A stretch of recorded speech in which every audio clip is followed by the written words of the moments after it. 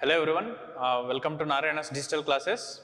So today we will solve some problems from atomic physics. Okay. Let's get into the problems. Yeah. So this is the first question.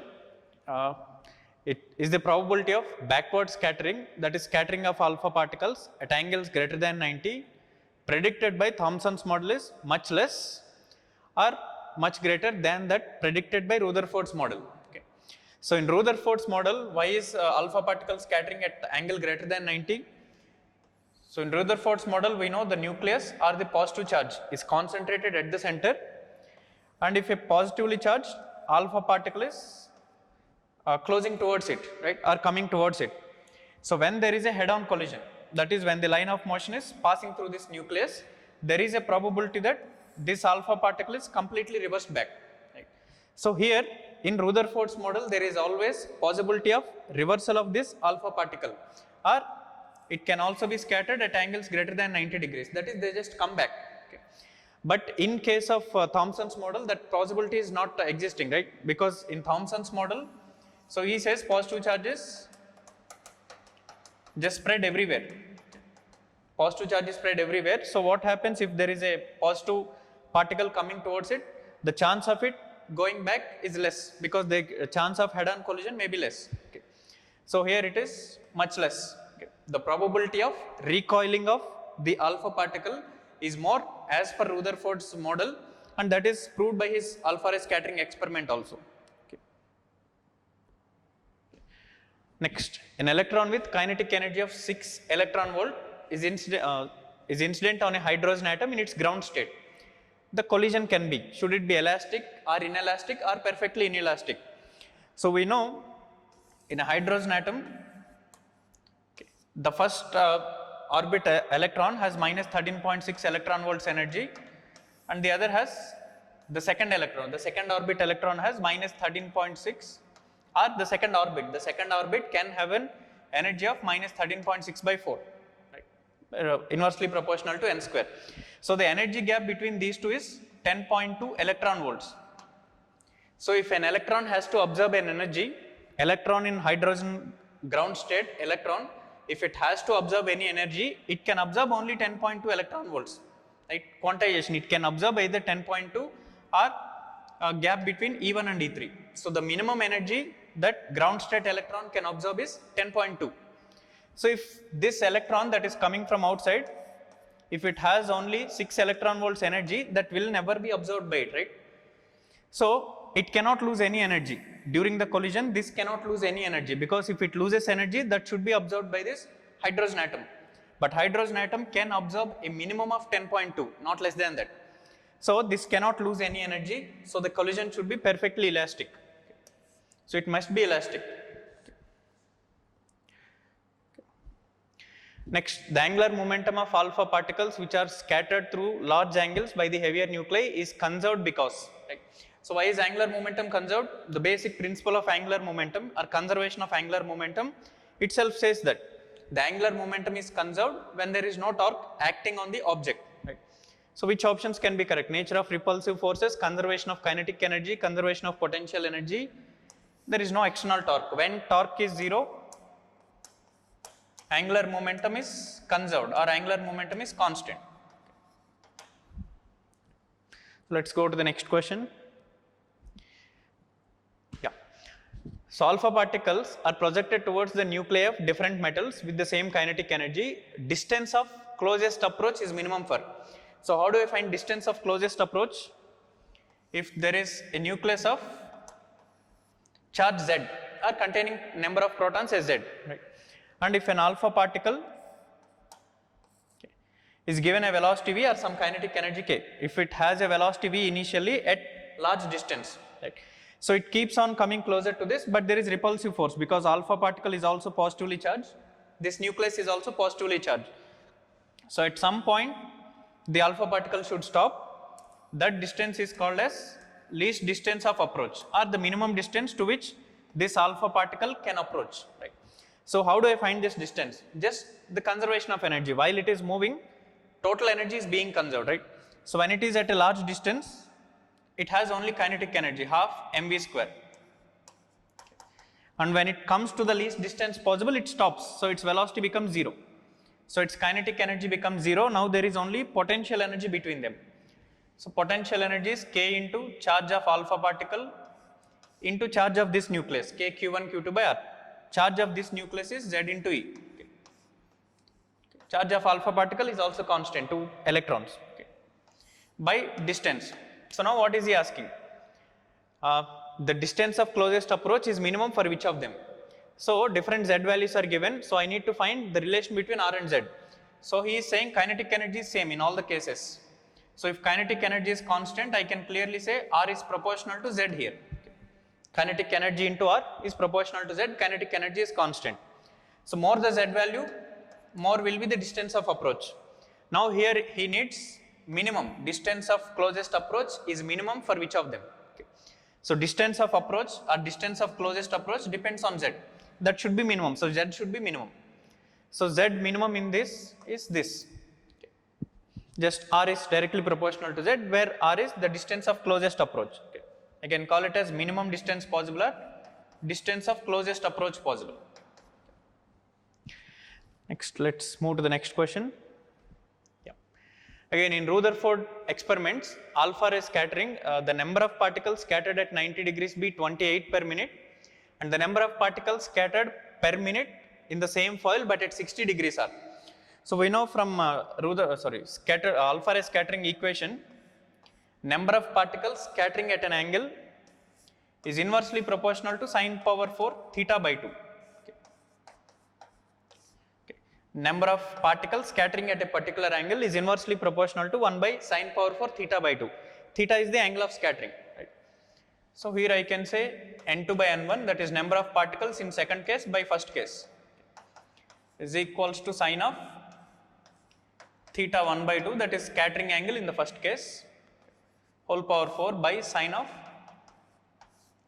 theta 2 by 2, that is scattering angle in the second case, whole power 4. So n1 is given. In the first case, number of particles that are scattering is 28 per minute. So n2 by 28 is, right. In the first case, again theta is 90 degrees, 90 by 2.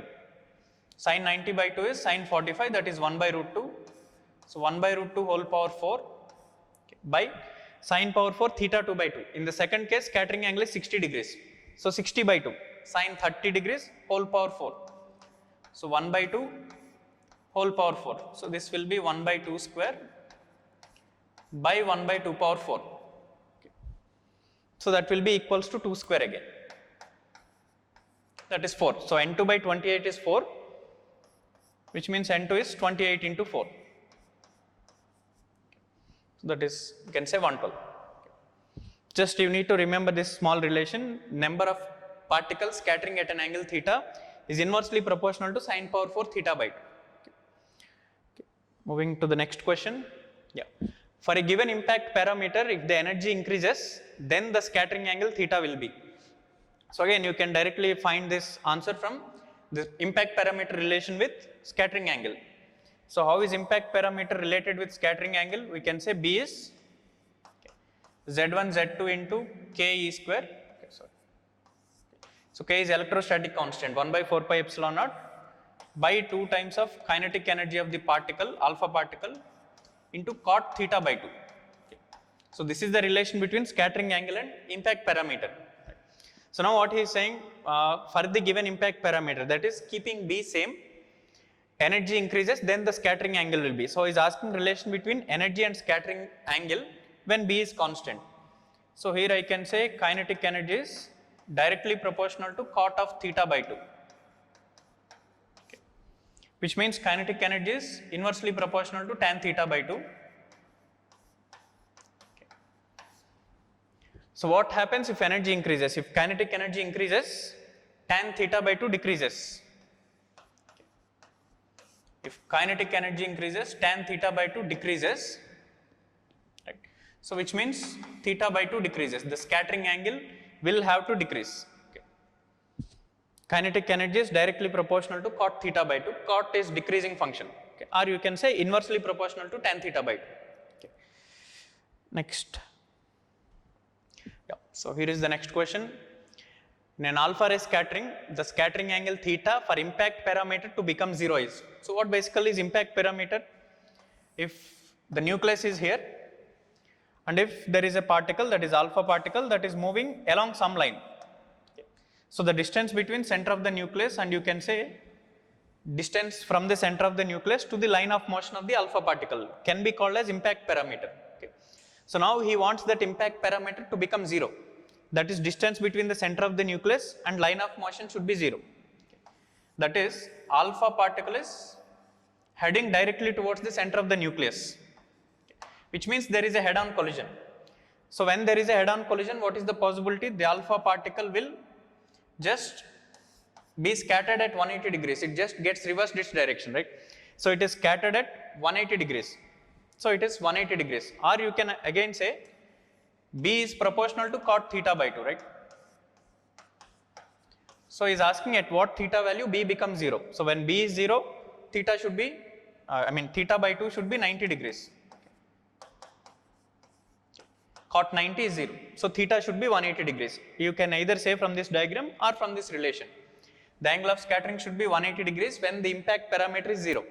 Impact parameter is 0 means it's a head-on collision. In head-on collision, the alpha ray just reverses its direction. And here is the next question. Yeah. Proton strikes another proton at rest with speed v0. Assume impact parameter to be 0, their closest distance of approach is. So here there is a proton. So let's say it is of mass m. So another proton is also of mass m. Both are identical. There are two protons. This is at rest, but this is initially given a velocity v0. And let's say initially they have some large distance. Right? And slowly what happens if this is moving closer to this, there is a repulsion force between them, right? So there is a force on this, repulsion force. There is a force on this, repulsion force, right? Now, will the distance between them increase or decrease? So initially you can see this is almost at rest or will have initially very small velocity. But this is moving with a very high velocity, right? So this is almost at rest. This is moving with a very high velocity. So distance between them is continuously decreasing. Right? But what happens because of this force? Because of this opposite force, the velocity slowly decreases. And because of this force, its velocity slowly increases. Right? The velocity of this is increasing and the velocity of this is decreasing. So after some time, let's say both the velocities have become equal. Okay? Let's say both have the same velocity v after some time. So what happens at that instant? Both are moving together at that instant. So the distance between them is remaining constant at that instant, right? So that is the minimum distance until then, because until then this is closing towards it. Now both are moving with equal speed, right? What happens the next instant? Because of the force, still the force is acting, its velocity still increases, its velocity still decreases. So after this instant, this starts moving faster. So if this starts moving faster, distance again increases. So initially there is high distance. Because of its high velocity, distance is slowly decreasing. And when the velocities become equal, there is some distance that will be the minimum distance between them. Okay. Because after this instant, again this velocity increases. This starts moving faster. So again distance increases. Okay. So the minimum distance between them occurs when both the velocities are equal. Okay. So initially this has velocity v0. Finally both have equal velocities v and v. So how do I find that final equal velocity? I can use conservation of momentum. Okay. Because between these two particles there is no external force. So momentum can be conserved, right? So what is the initial momentum? Only one of them has a momentum m into v0, the other is at rest. So at this instant, what is the momentum? Both of them have same velocity v, so 2 into mv. Or the final velocity they should have is v0 by 2 each. Okay.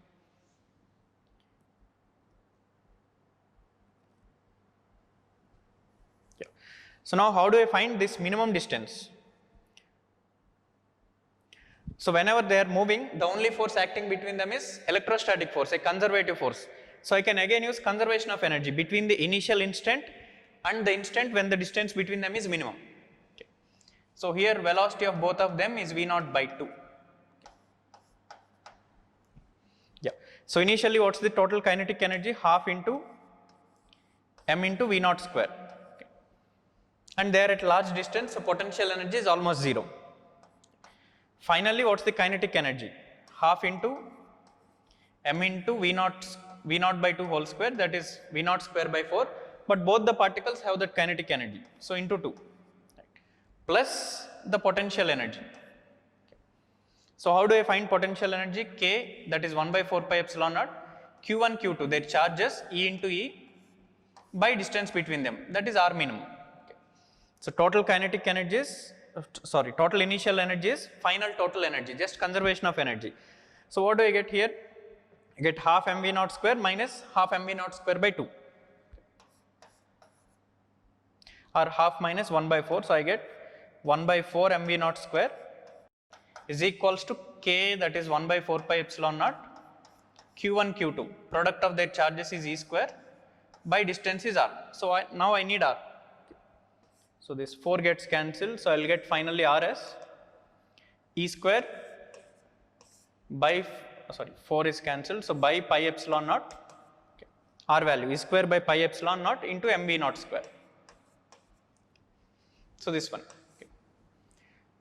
So in comparison to a normal alpha ray scattering experiment, the distance of minimum approach changes. The method we find, the method we use changes by a little, there is a small difference. So what is that difference? When you are, when alpha particles are projected towards a nucleus, the nucleus is at rest. So you don't conserve momentum. Okay, you take a fixed foil. So momentum cannot be conserved, only energy is conserved. But in this case, both are free to move. So there is no other force acting, so you can conserve momentum. And also you are not assuming this to be at rest. The other proton is also continuously moving. But in case of alpha ray scattering experiment, the gold foil, that is the nucleus, is always at rest. Only the alpha particle is moving.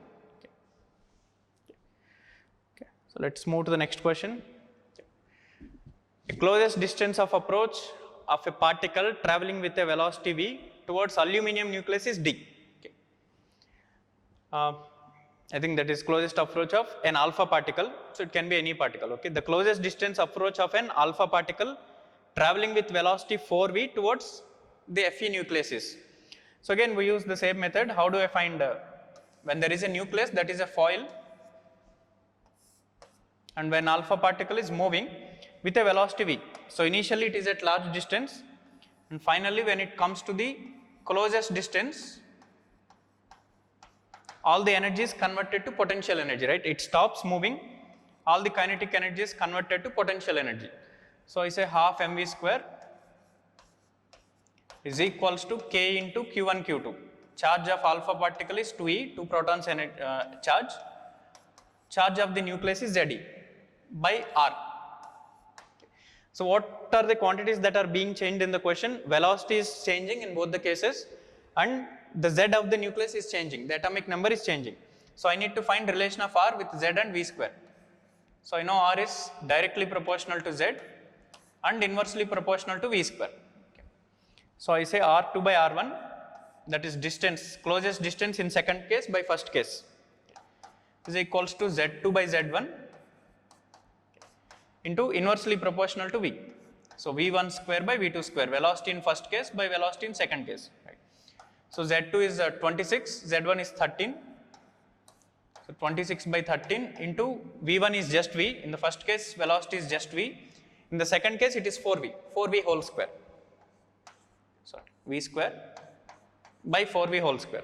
Okay. So that is 2 by 16. So R2 by R1 is 8. So R2 is R1 by 8. So distance, closest distance in the second case is 1/8 of closest distance in the first case. In the first case, it is given as d. So d by 8. Again, let's move to the next question. Yeah.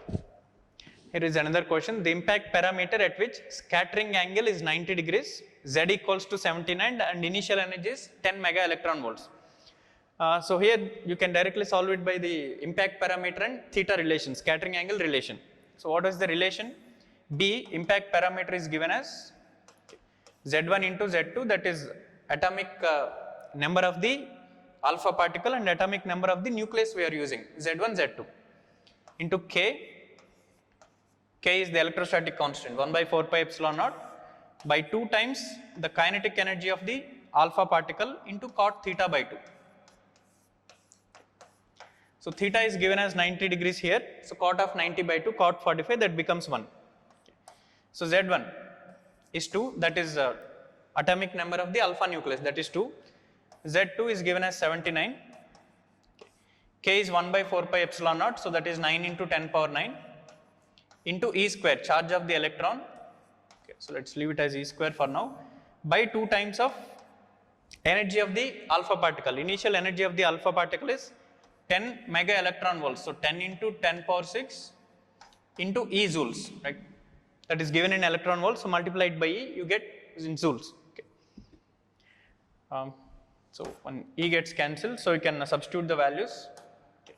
So 2 into 79 into 9 into 10 power 9 into charge of electron is 1.6 into 10 power minus 19 by 2 into 10 into 10 power 6, 2 into 10 power 7. So you can calculate it approximately. So this 2 gets cancelled, 10 power 7, 10 square into 10 power minus 19.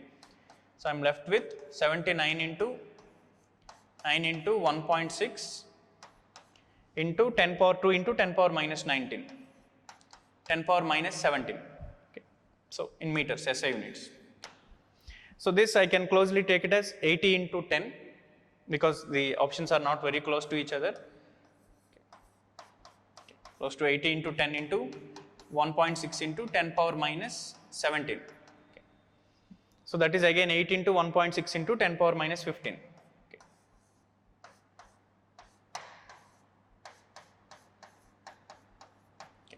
So that would be close to 1.1 into 10 power minus 16. Okay. So here if we are taking an approximate value, so if you exactly calculate, it would be around 1.1 into 10 power minus 16. Okay. So this is just directly based on a formula, that is relation between impact parameter and the scattering angle. Next, moving to the next question. Yeah, a small plate of metal is placed at a distance of 2 meters from a monochromatic light source of wavelength 4.8 into 10 power minus 7 meters and power of 1 watt. Light falls normally on the plate. Find the number of photons striking the plate per square meter per second. Okay. So we know if there is a source of power P, so that transmits energy in all the directions. So if there is a point source that transmits energy in all the directions, right? So let's say power is P here. If I want power at a distance R,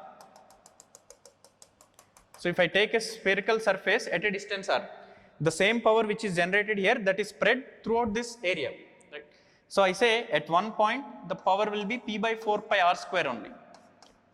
So if the power of the source is P, at a point which is at a distance R from the source, power is just P by 4 pi R square. That is energy incident here is just P by 4 pi R square, because the energy coming from this source is equally distributed throughout this spherical surface area in all directions. Okay. So the power at this point is P by 4 pi R square. So at that point there is a small plate kept at that distance R, that is 2 meters. There is a small plate kept. So we got the power incident on this. Okay, on this small plate we got the power incident. We need number of photons. Okay. So let's say a number of photons incident per meter per second is n. Okay. So if number of photons incident per second is n, what is the energy incident? N into h nu, because energy of each photon is h nu. So this is energy incident per 1 second. Okay. So energy incident per 1 second is nothing but the power here. So power here is P by 4 pi R square, P by 4 pi into 2 square. Okay. The power incident at this point at a distance 2 meter from the source is P by 4 pi R square. But that power, if n photons are incident per second, n into h nu is the energy incident per second. Okay. So just find n. N is P by, so P value, the power is 1 watt. So 1 by 4 pi into 4 into h nu. So P by 4 pi R square into h nu. So h is 6.64 into 10 power minus 34 into, 10 power minus 34 into C into lambda, hc by lambda.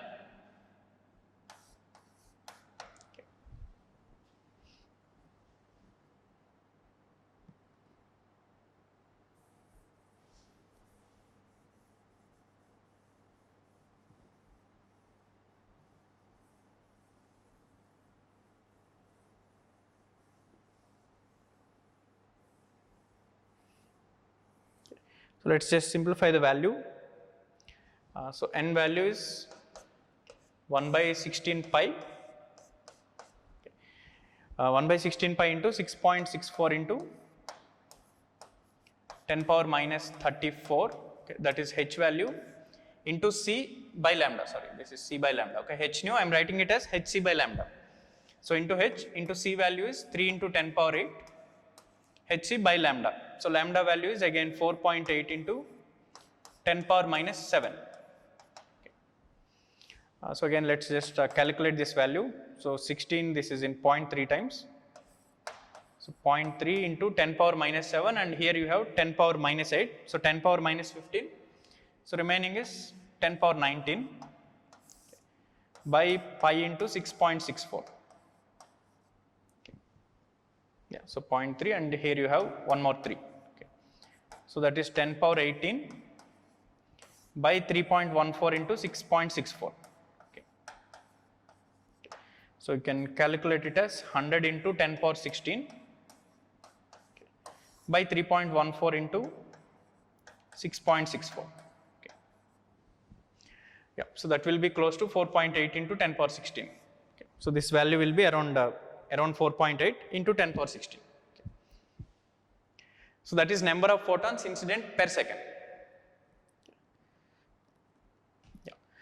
And here is the next question. A horizontal beam of light is incident on a plane mirror inclined at 45 degrees to the horizontal. Percentage of light energy reflected is 80%.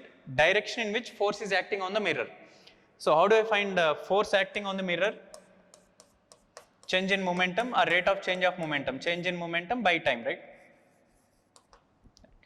So let's say, so here is the plane, and this is the direction of incident light, and if this is the normal, this angle is already given as 45 degrees. So the light is incident at 45 degrees. It's along the horizontal. With the normal, it is making 45 degrees. So after this, again it is reflected at 45 degrees. So that is final photons will be reflected in vertical direction. Initially they are incident in horizontal direction, right? So let's say 100 photons are incident per second. Right? If 100 photons are incident per second, only 80% are reflected. So only 80 photons are reflected per second. Only 80 photons are reflected by this, right? Per second. So what is the momentum of these 100 photons? Momentum of the 100 photons, momentum of each photon is h by lambda. So momentum of 100 photons is 100 into h by lambda, and finally momentum of these photons is 80 into h by lambda. Right? So now I need the force direction with horizontal or vertical, right? So let's calculate force in horizontal direction. So before collision of the photons, what is the total momentum? 100 into h by lambda. Right? So after that, after the collision, there is no horizontal photon, there is no momentum in horizontal direction. So change in momentum in x direction is final minus initial, 0 minus 100 h by lambda. So this is the direction of change in momentum. Negative, negative implies in the opposite direction. I am taking this as positive direction, positive x, this as positive y. So change in momentum in x direction is negative. So force is proportional to this, right? Because I am taking number of photons per second. The time I am taking it as 1 second. Okay. So force in x direction, I can say is proportional to 100 h by lambda. Okay. Magnitude of force in x direction. Similarly, if you see y direction, initially there is no momentum. Before collision, there is no momentum in y direction. After collision, momentum is 80 h by lambda. So change in momentum in y direction is 80 h by lambda. Okay. So now the force in y direction is also proportional to 80 h by lambda. Okay. So I have the x component of the force, y component of the force. This is I cap, this is j cap. So how do I find angle with horizontal? Angle with the horizontal is y component by x component, right? So y component is 80 by x component is 100. So 0.8. So this is angle with the horizontal. If there is a vector at an angle theta with the x axis, this is its x component, this would be its y component. Okay. So tan theta is y component by x component, 0.8. So angle with the horizontal is tan inverse of 0.8. Okay. Just change in momentum is to be calculated, change in momentum per second, I'm assuming 100 photons are incident per second, 80 photons are reflected per second. Okay. Okay, so that's it for today. Thank you.